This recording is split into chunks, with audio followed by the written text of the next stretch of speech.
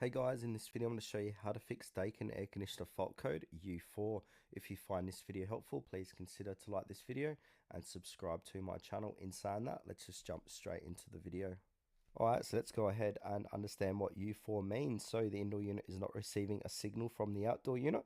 This could be due to the following reasons: faulty or loose communication wiring, power issues, outdoor unit not powered, defective PCB in either indoor or outdoor unit, electrical interference or grounding problems. Alright, in order to try and fix this, first step here is to reset power to both units. So turn off the breaker for the entire AC system, wait at least 5 minutes to allow capacitors to discharge, then turn power back on and check if the U4 error code disappears. Step 2, check communication wiring. So locate the communication cable, usually between terminals labeled S1, S2, S3 or similar. Look for loose terminal screws, broken, corroded or burnt wires. Incorrect polarity, S1 and S2 must be connected correctly between both units.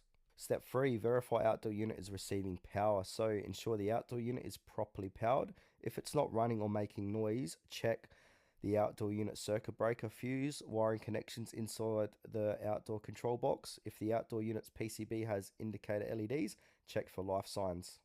Step 4, inspect for grounding or interference issues. So communication wiring should not run alongside high voltage lines, which can induce noise. Ensure proper earthing grounding on both indoor and outdoor units.